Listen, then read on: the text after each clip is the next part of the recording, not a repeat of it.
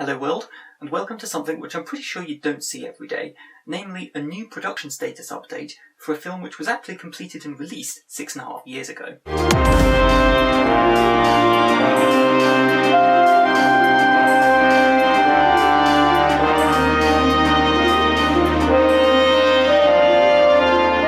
So 3 years ago, I set out on a project to remaster several of my earlier stop-motion films. The source photographs weren't up to the job of a 1080p full high-definition transfer, but I did think there was something to be gained by doing a 720p version, because the original standard def transfers had cut down on some of the resolution, they'd lost some of the detail out of the images, and they'd muted the colour spectrum a bit. Not to mention, in some cases, there were a few new tips and tricks I'd learned in terms of soundscape design and visual grading, that sort of thing. And I just thought, I'm not going to radically remake the films, but I could just give them an extra spit and polish and make them look a little bit better. In some ways, I suppose, make them look and feel, or look and sound, a bit more like the film that I had playing in the back of my head when I was shooting them, but I couldn't quite achieve at the time, just because I didn't have the skill set or the technology available. Now, obviously, with a remastering project like this, there are certain issues within a film which you're never going to be able to fix. If a shot isn't focused properly, there's nothing you can do about it. I mean, you could rebuild the whole set and reshoot the thing from scratch, but I am not taking this project to that level. But then I thought there was enough to be gained by remastering the films that it would be worth going ahead, so I did. Within a few months, I'd completed Spontaneous Generation from 2005, Artem and the Punk from 2006, and Dayglow from 2007, plus a handful of other less significant projects. But there's one film which never got remastered at the time. I mean, I started, but what with one thing and another, it never got finished. Now, as you can probably tell from the photo, if you're already familiar with my body of work, that one film was The Probe Has Succeeded. It's taken another 3 years to actually get round to it, mostly. I've been slightly distracted with one or two other little projects along the way. That's one of my excuses. Partly it is just that I didn't get around to it. Pure and simple. Anyway, as of this week, all of the getting round to has been gotten round to. There's a whole bunch of stuff has ended up happening which didn't happen with any of the other remastering projects, and the new version of the film is pretty much complete. There's a lot of stuff changed in my filmmaking setup since I first completed The Probe Has Succeeded. This computer is only about a year old, so more than 5 years gap between finishing the film and building this. It is a lot faster and more powerful and just generally nicer than the one I was using previously. I've also upgraded my editing package not once but twice. The Probe Has Succeeded was the last project of any significance that I cut in ULEAD Media Studio. This is Sony Vegas Pro. Never mind 1080, this will let me do 4K. And I am seriously considering making my next big stop motion project, whatever that might be, in full cinematic 4K. Which will be quite exciting. This layer here is the new high-def recompiled shots. That layer is the old footage, that's the old audio, and then all these extra tracks down here, if I scroll a bit, that is the new audio edit. There's a whole bunch of new audio elements in there that just never used to be there. There's a bunch of ambient sounds now, there's a bunch of extra incidental noises, like the dog shuffling around on the ground now makes more sort of stone scuffling sounds, that sort of thing. There's a bit more speech in there. I've recast the voice of the announcer at Space Control, and he's now got more lines, mostly just sort of reading technobabble in the background as part of the sound design for Space Control. Let's put something in this preview, make it look a bit nicer. There we go, there's some scientists. so overall these shots inside Space Control, there's now this extra sort of technical commentary going on, quietly mixed into the background of the scene. Some of the changes are very subtle.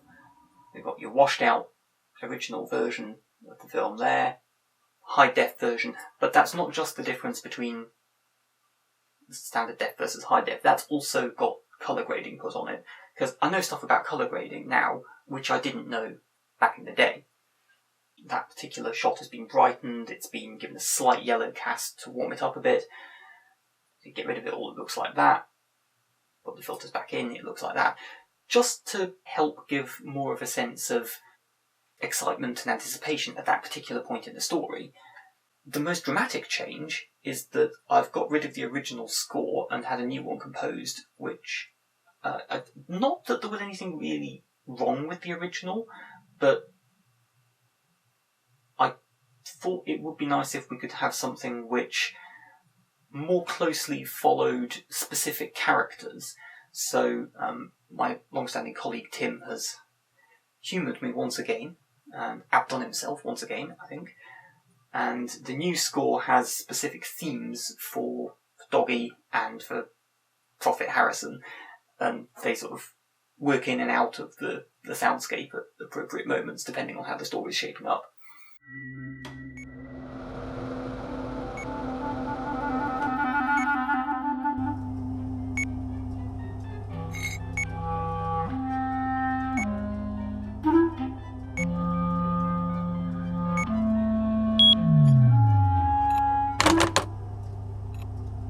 It's been a very long time coming. I mean, the film took me nearly 2 years to make in the first place, and if you include the procrastination time, it's taken another 3 years to do the remastering. I think, I'll be honest, I can't even remember exactly when I had the sort of the beginnings of the idea for this thing, but I think it was probably about 2005.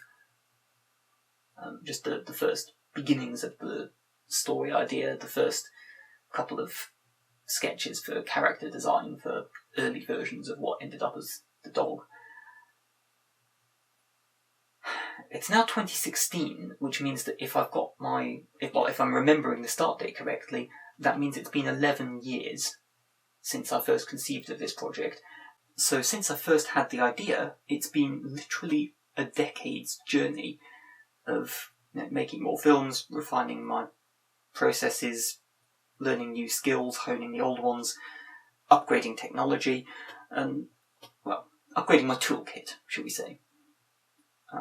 They say it's a bad workman who blames his tools, but on the other hand, you do need the right tool to do the job well, it's got to be said. The tools I had when I shot The Probe Has Succeeded were sort of alright-ish, but not brilliant.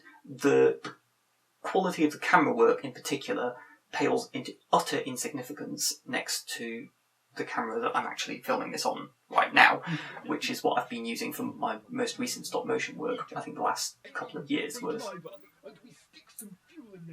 But yeah, just generally this ongoing 10-year project of trying to improve both artistically and technically, and then eventually coming back to this same concept and having another go at it. And then in parallel, there's been a similar process happening with Tim and his music, which has led to the new score for the HD version. Now, obviously, The Probe Has Succeeded HD isn't the end of the process, in the sense that I'm the complete article from any creative point of view, and I'm going to stop here, because I'm not. I have every hope and expectation that whatever stop motion film I do next will be another leap and bound ahead of where I'm at with the Probe HD. But I have now progressed to the point where I think I can make the most out of the existing footage, and on that basis do the best possible justice to the version of the film which I wanted to make in the first place. Now, unlike last time, where I was making the first production vlog in early 2008 and mumbling about maybe finishing the film by the end of the year, and then ended up not finishing it until the end of the next year, so there was a pretty long wait involved. This time round, I'm speaking to you from a position where the film is already basically complete. I might just adjust the levels of a couple of sound elements. But apart from that, it's done. So hopefully, within a week or two of watching this vlog, you should be able to see the finished product. I don't know about you, but after 11 years, it's just occurred to me actually, I spent the last of the original production vlogs philosophising about how I wasn't actually getting as excited as I thought I would have done about finishing the film. This time round, after 11 years in the planning, the making, the forgetting, the rediscovering, and the remaking, or remastering, I am actually quite excited at the prospect of having it finished again.